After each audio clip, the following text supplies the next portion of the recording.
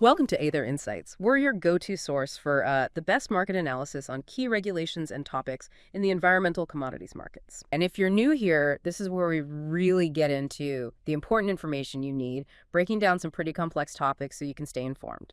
Today, we're focusing on a really critical area. The Carbon Offsetting and Reduction Scheme for International Aviation, or CORSIA. We'll look at the timing, the risks involved, and how this market is shifting. Yeah, we've looked at quite a few sources to piece this together. We want to give you a solid understanding of this global initiative, the hurdles airlines are facing and some of the strategies they're using to, well, navigate it all. It seems pretty clear that airlines are facing a significant challenge, trying to align the carbon credits they can actually get their hands on with what they need for compliance. That's exactly right. CORSIA, at its heart, is a global initiative. It's run by the International Civil Aviation Organization, ICAO. And the whole idea is to mitigate 𝐤𝐴 emissions from international flights. The goal is, well, ambitious. Carbon neutral growth from 2020 onwards. It's actually the first sector-specific market-based measure of its kind. It's voluntary for now, but importantly, it becomes mandatory from 2027. Airlines will have to offset any emissions above their 2019 levels. We're currently in what's called Phase 1, that's 2024 to 2026. Phase 2, the bigger mandatory phase, runs from 2027 right through to 2035. Okay, so a global push to clean up flying. But here's what seems interesting, or maybe confusing. Projections suggest there should be plenty of carbon credits out there, but the industry keeps talking about a supply crunch. What's actually going on? Why this gap? Yeah, it's a classic situation where the spreadsheet numbers look okay, but the reality on the ground is different. One analysis projected something like 136 to 274 million eligible credits for 2027, 2030. And demand was estimated maybe 74 to 144 million. So on paper, supply looks like it could exceed demand. Right. But, and this is the key thing, it's about current availability. A recent report pointed out that as of mid-2025, only one host country, Guyana, has actually issued CORSIA-eligible credits ready for this first phase. Yeah. And even then, it's a specific amount, about 15.84 million credits from one particular READY-D Plus program. Only one country. That's not a lot. Exactly. So this scarcity, this lack of readily available credits right now could genuinely mean a shortfall of tens of millions of credits in the near term. Okay, that paints a clearer picture. So why the holdup? What are the hurdles stopping project developers from getting these credits onto the market? Well, there are several sort of structural barriers. A really big one involves getting these things called corresponding adjustments, or CAs. That's under Article 6 of the Paris Agreement. Yes, Article 6. That's about avoiding double counting, right? Precisely.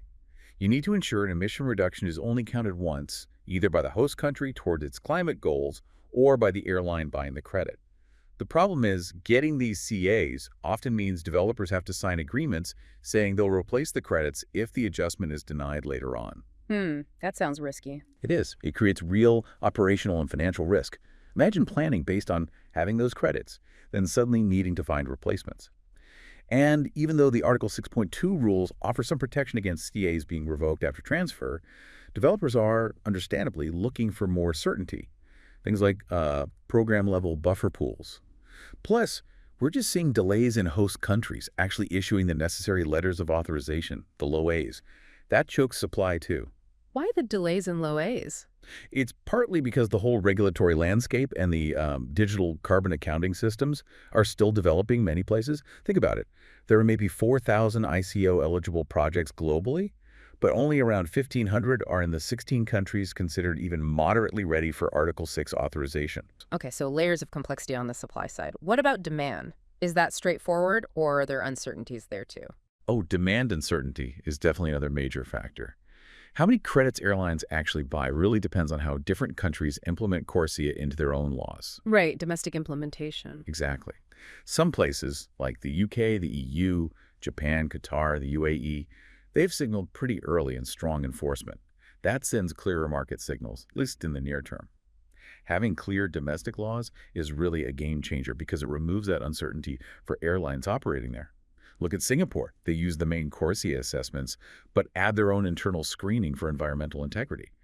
Adds another layer. And sustainable aviation fuel, SAF. How does that fit in? Well, the SAF supply chain is still, ramping up, and it's expensive. So the reality is many airlines will likely lean heavily on offsets, especially in the short to medium term, which of course could increase demand pressure and make that availability issue even tighter. It's definitely a complex picture, but we have seen some movement recently, pivotal approvals from ICAO for some major carbon standards. What does that mean, especially for Gold Standard and Verra? Yes, that was a really significant development. ICAO recently gave the green light to Gold Standard, Verra, and also the Climate Action Reserve, or CAR, as eligible standards for CORSIA Phase 1. This is really important because it adds much-needed diversity to the market. More options, potentially unlocking more supply. Good news then. It is. But the eligibility rules are still strict. Credits need to come from projects registered with one of these approved standards. They need that valid LOA from the host country. And, crucially, they need some kind of liability management mechanism, think insurance, to cover the risk if a corresponding adjustment gets revoked down the line. Okay, let's dig into that insurance part. Gold Standard, what are they doing specifically to help ease this supply issue? Gold Standard has announced a formal process now to assess and approve private insurance policies. This is specifically for project developers supplying credits for CORSIA Phase 1. This is quite innovative because it creates a new pathway for credit eligibility. It directly tackles that tricky double counting risk related to host country climate targets, their NDCs. How does the insurance actually work in this context? So under Gold Standard's new rules, which came after the ICAO approval, developers can hold an approved insurance policy. This policy basically guarantees that if some action by the host country leads to a double claim on that emission reduction, the policy will provide either replacement credits or financial compensation. They've even appointed a global insurance intermediary to handle the assessment of these policies, which should help streamline things. Interesting. And Verra, are they taking a similar approach with insurance? Verra is also moving on this. They've released their own criteria for insurance products for CORSIA-eligible credits, focusing on credits from 2021 onwards. Their requirement is that these insurance products must guarantee the issuer will provide replacement units, either Verra's own VCUs or other CORSIA-eligible emissions units, EEUs for cancellation, or, alternatively, provide enough cash to buy those replacement units. Okay, so similar goals, slightly different mechanics, maybe. Broadly similar outcomes, yes. The insurance under Verra's rules needs to be valid for at least 2 years after the host country's reporting deadline following the credit transfer. And the insurance provider has to be creditworthy and totally independent, not linked to the host country or the project developer. So basically for Verra credits, their VCUs from 2021 on to get that CORSIA-eligible label. They need the Article 6 authorization from the host country, plus either the completed corresponding adjustment or what they call a CORSIA accounting representation backed by one of these approved insurance products. It sounds like a definite step towards building more confidence and hopefully unlocking supply. It absolutely is. It's trying to de-risk the process for everyone involved. There's always a but, isn't there? The overall integrity of carbon credits has been debated for years. Does this insurance fix everything, or are there still underlying concerns about, say, auditing and verification? You've hit on a really critical point. These insurance mechanisms address the transfer and accounting risk, the CA risk, but they don't necessarily address the underlying quality or integrity of the credit itself. Third-party auditors are supposed to be the gatekeepers, right? Ensuring quality. However, a recent study really highlighted a potential conflict of interest. The fact that project developers usually hire and pay their own auditors. The study argued this can lead to, perhaps unconscious, bias, especially because many key assessments like additionality, permanence, leakage involve qualitative judgments. There's room for interpretation, and historically this has led to concerns about over-crediting in some project types. Some actions have been taken, like suspending certain auditors, but the study suggested these might be marginal reforms.